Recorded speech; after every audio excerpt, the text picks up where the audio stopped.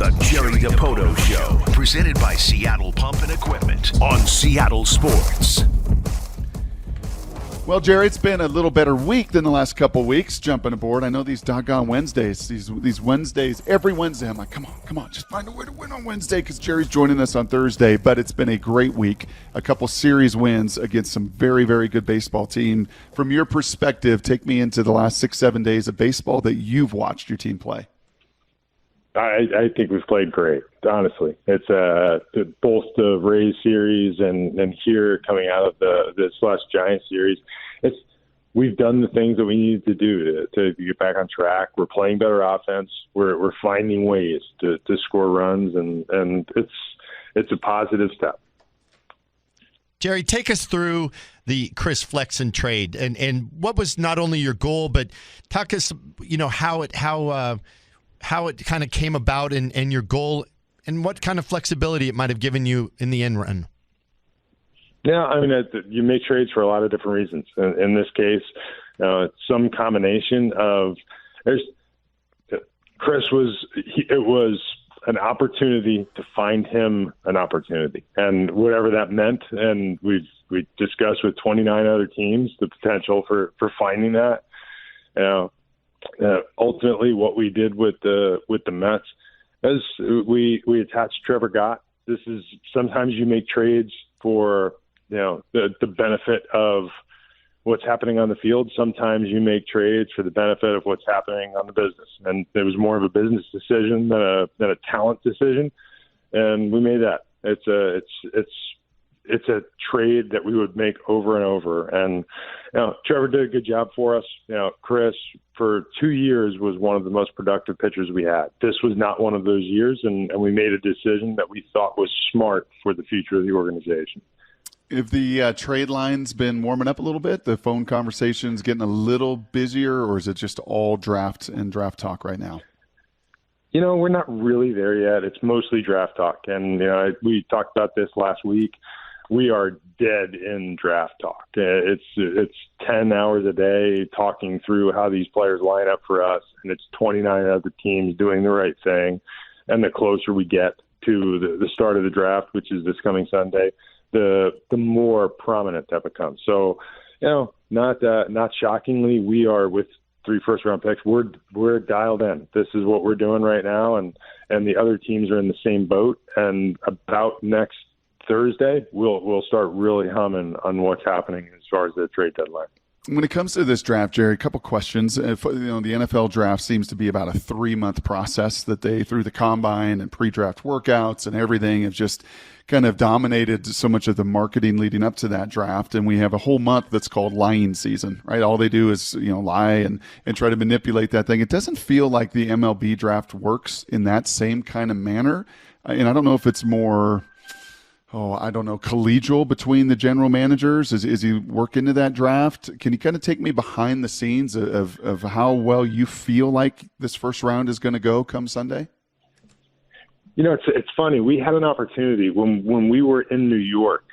So this is now about 10 days ago. When we were in New York, we had an opportunity to go visit with the Brooklyn Nets and get a feel for how they executed the draft. Much different style of draft. It's a couple of rounds, 2 rounds. It's not what we do in 20, which is a very shortened version of what we historically have done. But the Major League draft, the Major League Baseball draft, is very different. It's the only draft that happens while a live season is going on among the major sports. We are watching, both college, high school players, and we're kind of coupling that with what we do internationally. And we're not allowed to trade draft picks outside of a very small number of compensatory picks that are able to be traded. But it's unique in the draft space. And, I wish I knew why the other leagues were able to simplify the thing that we are not able to simplify. But it's a very complicated process. And we don't communicate with other teams very openly on what we're doing in the draft. There are no trades. It's not moving up and down in the draft. Right. And it's a very secretive process. And I think that's, it's something we enjoy. I've said it before. It's the most enjoyable thing that we do every year. And this is, through the course of the Major League calendar. I love the draft. It's an opportunity to add talent. It's our scouts do a phenomenal job of churning up interesting names to talk about, not just for our first picks, but for the picks that come after. And I'm really looking forward to this year's. Hey, speaking of baseball in the process, help me understand why you guys had to play a night game last night. Is there some rhyme or reason to why the guys had to get in at 4 a.m. in Houston today? Because that's what the schedule makers and the Giants said we had to do, and it's as simple as that. I think our guys landed in Houston about 2 hours ago, and This is, and it's something that we have to be aware of, not just for how we'll handle today's game, but from a high performance standpoint, how the guys are going to show up for the next couple of days. They just got off a plane. They flew through the night. We're going to check into a hotel when the sun is coming up, and then go over to the ballpark and play a game. And not the most ideal of scenarios, but they'll do it. They've done it before, and in this one, it's one of the I guess penalties for playing in the West with a team, and this is with the Giants, with a team that does very well at the gates. And when you play night games, you are more likely to put people in the seats than you are with a day game. And the Giants did. They put people in the seats last night. Jerry Dipoto here with us. Matt Stretch Johnson filling in for Salk today. Talk to me about this upcoming series. You get 10 more cracks at the Astros, 4 of them here, an awfully big 4 before heading into the draft and the AllStar Game, which we'll get to. Preview this series for me from your perspective, Jerry. It's the Astros have been incredibly difficult for us, especially in Houston over the course of my time here with the Mariners, and I think this dates back to as closely as the postseason last year. We have not had an easy time in Minute Maid Park, and we'll go in there this series. We're playing well, and regardless of what our overall record is and theirs, we're playing well. They are also playing well. They've been on a bit of a heater. They've been winning a lot, and this is a little bit of a different Astros team than maybe what we faced over the course of the last half dozen years. And it's an opportunity for us to make up some ground. I think we've done what we needed to do to put ourselves in position to go into the break feeling good. And now we've got 4 games with one of the best teams in the league, the defending world champs. They do the things that they always do. They put themselves in a good spot to win, and for us, it's about coming out and having a good start. And we are in a position to make a difference, and hopefully we make it worthwhile. Jerry, switching to a little bit of the fun part of this game. I know you're packed with the draft preparation, but you get to show off your ballpark. I think it's top 3 ballpark in the league. I mean, it's just beautiful. The city, the timing of this, one of the best cities in July. Talk about the excitement and all the work, obviously, behind the scenes that your group is doing, your organization's working with MLB to pull this off. But how excited are you to show off your organization, ballpark, and city here this next week? Yeah, I agree with you on our ballpark, this city. We've been, right now for the last week, we've been stationed over at Lemon Field, which is where we're conducting our draft meetings as Major League Baseball effectively just takes over T-Mobile Park and starts creating the All-Star festivities, the All-Star Week in combination with our front office staff. And, we're watching out the window as Play Ball Park goes up, and it is phenomenal what happens in such a short amount of time. Roughly, they built a city inside of Lumen Field in about 48 hours. But the MLB All-Star Game, the associated festivities, it's now turned into a week-long event, and it's awesome to be able to see this pop up around us, to show off our park. I think last night we had our scouts and the scouting group over to the house here to go through, just to have a little fun, disconnect from the draft meetings and just enjoy a night. And we did that, and it's one of our scouts looked up and said, "My God, the weather here is always so beautiful." And I said, "Yeah, this is, it's that time of year, and this is the time to show off Seattle." And if you are going to ever put together a pamphlet for visiting Seattle, this is that time. It's July in Seattle, gorgeous weather, beautiful ballpark. I hope over the course of the next 4 days in Houston, we do put together a nice little run to help everybody feel great about where our baseball team's at and what our baseball season looks like. How about the importance of having 3 Mariners represented and not just Luis? I think it was really cool. I got a phone call from people at the league not too long ago, and talking about the additions. We had a feeling, and I think you probably heard it in my voice over the last couple of weeks, that one of the new developments in the Major League Baseball All-Star experience is that occasionally, there are going to be players that either, can't play due to injury, or they've been knocked out of the game because a starting pitcher isn't timed up and can't pitch.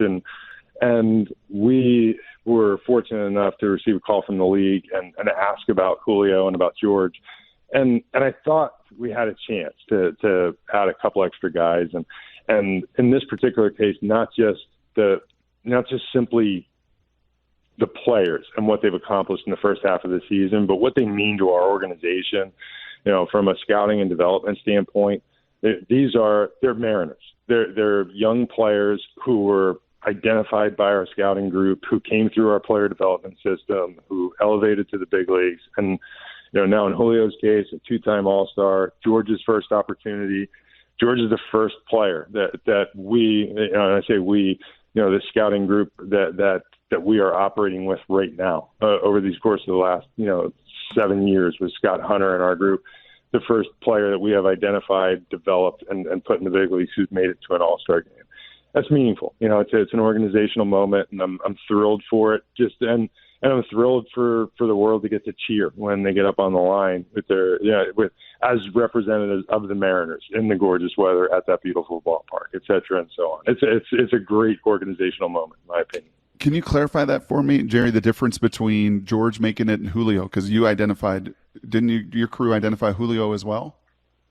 They did. It's 2 different departments, and right now we are with our amateur scouting department, which is, it is roughly, I'm going to call it about 60 people that across the calendar year put together our amateur draft, which will, again, it starts on Sunday. 20 rounds, you're going to draft players. On the international side, these are players that you identify, and we've talked about this before, when they're very, very young. And we've known Julio since he was 15 going on 16 years old. And our scouting people track these players. They scout them, they evaluate them, they get to know them. We meet them. We do meetings to find out what their makeup, character is like. But they fall in 2 different buckets. One is our international group, who operate globally. One is our domestic group, who operate just over the 50 states in Canada. And each of the players came from one of those 2 different centers, but both have come through our system, and we're thrilled for it. If I would have told you, I don't know, some 10 years ago, Jerry, if you had jumped on this show and we had a conversation, I said to you, Jerry, in 2023, you were going to see 80% of your big league rotation, 80% is going to be 26 and under, and put together some of the sickest stuff in the league. Would you have believed that in this day and age or this time you could have this young a staff doing what your crew is doing? It was always the dream, and it's right now it's happening. I would tell you that probably results in us winning for a long time is the easy part. And we're thrilled with the group that we have. What we do as a team is largely linked to the quality of our starting rotation and even our overall pitching staff, up and down our pitching staff. But the rotation has always been an area of focus. We build around it, and I think we will continue to build around it. And it's for us to be a playoff, a World Series, a contending type of team. I think it always comes back to how good you're starting pitching, because our ballpark is conducive to pitching. Honestly, it's conducive over the course of an 81 game home schedule. So the better your pitching is, the better you're going to be. And we tend to behave that way. I hope there are more that are coming down the road. We've had a very fortunate run in terms of the pipeline delivering us pitchers who are not just good, but really good. And in some cases, like George, now all-star quality. So, it's how we build ourselves. It's how we will continue to be built. And it's something we take we focus greatly on. Well, you are great and giving us a bunch of time. I do want to give you a little bit of a break and let you get back to all the work that's ahead of you. Just 2 quick injury questions for you. Any update on Marco at all? Nothing. Yeah, I wish I could provide anything.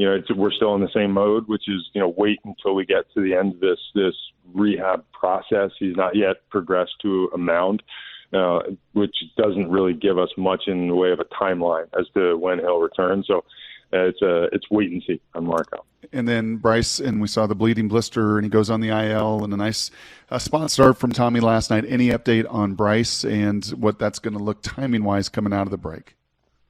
Yeah, Bryce, we don't think that's a big issue to deal with. We had I want to call it an opportunity. The All-Star break was buffered against this series coming up in Houston. Essentially, skipping this last start with Bryce, which was last night, would be the last start that he would make in the first half. And it is a bad blister. It's puffy. It's painful. He was not able to play catch for the first couple of days after his last start. And we thought it best just to skip this start, and the combination of being wise with a young pitcher who needs to be at full tilt before he gets back there on the mound. And then coupling that with the All-Star break, which allowed us, by skipping one start, to take 2 weeks off for Bryce Miller and really only miss one start. Yeah, the goal is that unless something goes wrong with the rehab process on what we think is a very mild concern, that we will see him on the other side in a start versus Detroit when we get past the All-Star break.